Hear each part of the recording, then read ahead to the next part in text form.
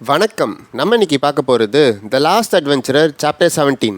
Last சாப்டரில் black மேஜிஷியனோட followers ஆக்டிவாக இருக்காங்கன்ற விஷயத்த கேட்லேருந்து தப்பிச்சு வெளியே இருக்கிறவங்க எல்லாருக்கும் விஷயத்தை தெரிவிக்கிறதுக்கு பதிலாக அந்த பிளாக் மேஜிஷியனோட ஃபாலோவர்ஸை வேரோட பிடுங்கி எறியணும்னு முடிவு பண்ணுறான் ஹீரோ.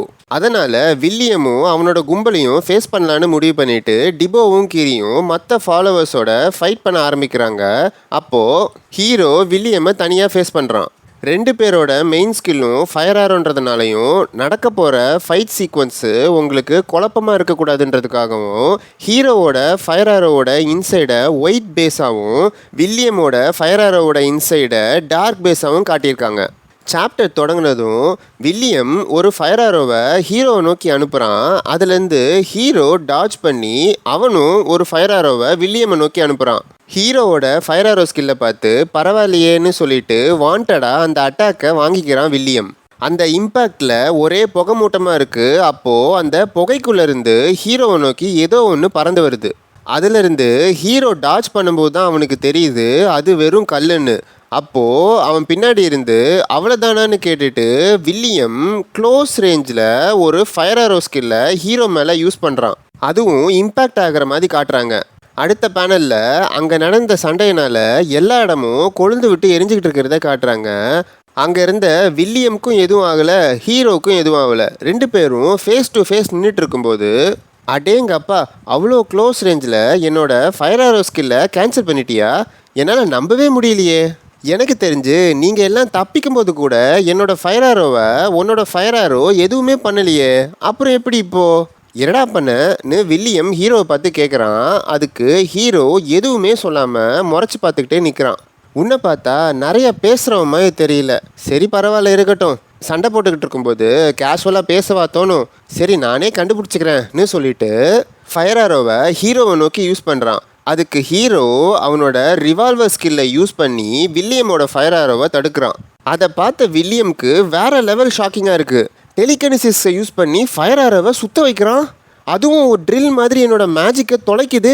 ஃபயர் ஆரோவை இப்படி யாரும் யூஸ் பண்ணி நான் பார்த்ததே இல்லையேன்னு வில்லியம் திங்க் பண்ணும்போது ஹீரோவோட ரிவால்வர் ஸ்கில் வில்லியமோட ஃபயர் ஆரோவை பீட் பண்ணுது. வில்லியமோட மூடே கம்ப்ளீட்டாக சேஞ்ச் ஆகுது. நம்பவே முடியல. போய் டெலிகனிசிஸை யூஸ் பண்ணி உன்னோட ஸ்கில்ஸை பவர்ஃபுல் ஆக்கிட்ட. இப்போ தெரியுது எனக்கு நீ யாருன்னு. உன்ன மாதிரி ஆளுங்களை தான் ஜீனியஸ்ன்னு சொல்லுவாங்களா? உனக்கு ஒரு விஷயம் தெரியுமா, உன்ன மாதிரி ஜீனியஸுங்களை தான் நான் சுத்தமாக வெறுக்கிறேன். சரி வா நம்ம விளையாட்ட ஆரம்பிப்போம். இன்னும் வேறு என்னெல்லாம் உன்னால் பண்ண முடியும்னு கேட்டுட்டு ஃபயர் ஆரோவை ஹீரோவை நோக்கி யூஸ் பண்ணுறான் வில்லியம்.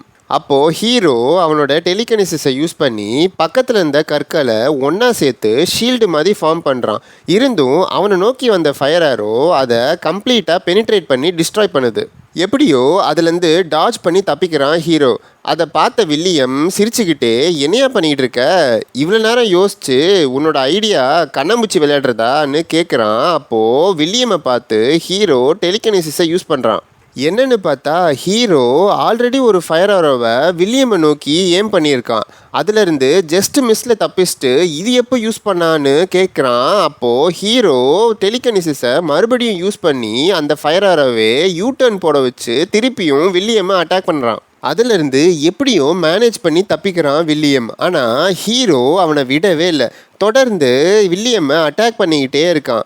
அந்த எல்லா அட்டாக்லேருந்தும் தப்பிச்ச வில்லியம் டென்ஷன் ஆகி போதும் விளையாட்டை நிறுத்துன்னு சொல்லிட்டு ஹீரோவை நோக்கி ஒரு ஃபயர் ஆரோவை யூஸ் பண்ணுறான். அதை ஹீரோ அவனோட ரிவால்வர் ஸ்கில் மூலமாக இன்டர்செப்ட் பண்ணுறான். அப்போது ஒரு வழியாக உன்னோட 2 ஃபயர் ஆரோவையும் யூஸ் பண்ணிட்டியான்னு கேட்டுட்டு அவனோட மேஜிக் ரிங்கை யூஸ் பண்ணி பாய்சன் பிரெத்துன்ற ஒரு ஸ்கில்லை யூஸ் பண்ணுறான். அப்போது ஒரு பாய்சனஸ் கேஸ் ஹீரோ இருந்த இடத்த கம்ப்ளீட்டாக சரவுண்ட் பண்ணுது. அப்போது ஹீரோவை பார்த்து இந்த பாய்சன் பிரெத்துன்ற ஸ்கில்லு யூஸ்ஃபுல்லான ஸ்கில் தான், ஆனால் இதோட டவுன் சைடு என்னென்னா இதை நான் யூஸ் பண்ணும்போது கம்ப்ளீட்டாக ஓப்பனில் இருப்பேன். நீ ஃபயரும் டெலிகனிசிஸ் யூஸரில் உன்னோட ஃபயர் ஆரோவை கூல்டவுன் வர வச்சாலே உனக்கு வேறு எந்த அட்டாக்கும் கிடையாது. ஐயோ பாவம், இப்போ உன்னால் அடுத்த 30 நிமிஷத்துக்கு எதுவுமே பண்ண முடியாது. என்னோட ஃபயர் ஆரோ ஸ்கில்லும் கூல்டவுனில் தான் இருக்குது. உன்னோட கதையை ஃபயர் ஆரோ யூஸ் பண்ணி முடிக்காமல் ஒரு டேகரை யூஸ் பண்ணி முடிக்கிறேன்னு என்னை தப்பாக எடுத்துக்காதன்னு சொல்லிட்டு ஒரு டேகரை வெளியில் எடுக்கிறான். இப்போ தான் என்னோடய ஃபேவரட்டான டைம். ஐயோ என்னோட ஆர்வத்தை பொறுக்க முடியலையே. நீ விரக்தி அடையும் போது உன்னோட ஃபேஸ் எப்படி இருக்கும்னு பார்க்க எனக்கு ஆசையாக இருக்குது. அழுவியா இல்லை நடுங்குவியான்னு கேட்டுக்கிட்டே அஷ்ட கோணலில் மூஞ்ச வச்சுக்கிட்டு ஹீரோ பக்கத்தில் வரான் வில்லியம். அப்போது அவனே எதிர்பார்க்காத மாதிரி ஹீரோ வில்லியம் முன்னாடி ஜம்ப் பண்ணி ஓங்கி அவன் மூஞ்சிலே குத்துறான். குத்துன குத்துல வில்லியமோட பல்லெல்லாம் தெறிக்குது, கண்ணெல்லாம் பிதுங்குது. கையில் இருந்த ஸ்டாஃபை விட்டுட்டு பறந்து போய் விழுறான். அங்கே கட் பண்ணி அட்வென்ச்சரர் இபுருவும் டிபோவும் பாரில் பேசிகிட்டு இருந்ததை நமக்கு இப்போ காட்டுறாங்க. டிபோவை பார்த்து எப்பட்றா அந்த மேட் பாய்சனஸ் மஷ்ரூமோட பாய்சனை எப்பட்றா சமாளிச்சிங்க? அதான் உன்னோட பாஸ் இப்போ உன் கூட இல்லைல்ல, என்னன்னு சொல்ல, வேணும்னா உன்னோட ட்ரிங்க்ஸுக்கு நான் பே பண்ணுறேன், தயவு செஞ்சு சொல்லுடான்னு கெஞ்சிறான். அதுக்கு சிரிச்சுக்கிட்டே, நான் உன்கிட்ட சொன்னாலும் ஒரு பிரயோஜனமும் இல்லை, என்னோட பாஸ் பண்ணதை நீ பண்ணணும்னு நினச்சாலும் உன்னால் பண்ணவே முடியாது, அதை ரூம்னு தான் சொன்னாருன்னு நினைக்கிறேன், அது ஒரு ஸ்கில்லு, டெலிகினசிஸை யூஸ் பண்ணி சுற்றி இருக்கிற காற்று எல்லாத்தையுமே ஒரு சின்ன இடத்துல ட்ராப் பண்ணுறது. கடைசி நேரத்தில் எல்லாமே முடிஞ்சுதுன்னு நான் திங்க் பண்ணப்போ அவ்வளோ பெரிய ஏரியாவில் இருந்த மொத்த பாய்சனுமே அந்த ஸ்கில்லை யூஸ் பண்ணி ட்ராப் பண்ணிட்டாரு. அவ்வளோதான், சிம்பிள்லன்னு கேட்குறான் டிபோ. என்னது சிம்பிளா? யோ இதெல்லாம் சீட்டிங்யான்னு சொல்கிறான் இபுரு. அதுக்கு சிரிச்சுக்கிட்டே, நான் தான் சொன்னல என்னோட பாஸ் பண்ணுறத வேற எந்த கொம்பனாலையும் பண்ண முடியாதியா, அப்படிப்பட்ட கேரக்டர் அவருன்னு சொல்கிறான் டிபோ. உங்களுக்கு ஞாபகம் இருக்குமான்னு தெரியல, 100 மேன் கேட்டுக்கு முன்னாடி ஹீரோவும் டிபோவும் ஒரு டெஸ்டிங் கேட்டுக்கு போனப்போ அந்த கேட்டில் இருந்த பாஸ் மான்ஸ்டர் தான் மேட் பாய்சனஸ் மஷ்ரூம். அதை தோக்கடிச்சிட்டோன்னு திங்க் பண்ணப்போ கடைசியில் அது கிளிஃப் மேலே ஏறி வந்துடும். அப்போது டிபோவும் ஹீரோவும் அந்த சுச்சுவேஷன்லேருந்து எப்படி தப்பிச்சாங்கன்ற விஷயத்த நமக்கு சொல்லலை, இப்போ தான் நமக்கு அதை சொல்கிறாங்க.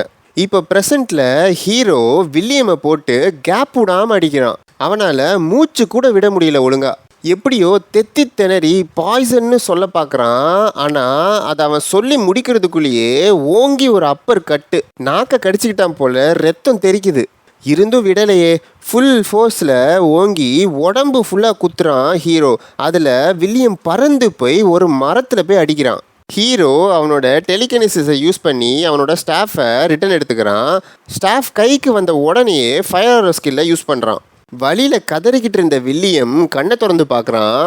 அப்போது ஹீரோவோட ஃபயர் ஆரோ மரத்தோடு சேர்ந்து வில்லியமையும் பொழந்த மாதிரி காட்டுறாங்க. நமக்கு வில்லியமோட ஒரே ஒரு கை மட்டும்தான் தெரியுது. இதோட சாப்டர் 17 முடிவடைகிறது. ஒன்று கவனிச்சிங்களா ஃப்ரெண்ட்ஸ், ஹீரோ இந்த சாப்டர் முழுக்க ஒரு வார்த்தை கூட பேசலை. நமக்கு வில்லியம் செத்துட்டானா இல்லையான்றத கிளியராக காட்டல. நெக்ஸ்ட் சாப்டரில் என்ன நடக்குதுன்றதை பார்க்கலாம். அது வரை ஸ்டே டியூன்ட். உங்களுக்கு இந்த வீடியோ பிடிச்சிருந்தா மறக்காமல் லைக் பண்ணுங்கள். மிஸ்டிக் ஸ்டோரிஸ் தமிழ் சேனலை சப்ஸ்கிரைப் பண்ணிக்கோங்க. நன்றி, வணக்கம்.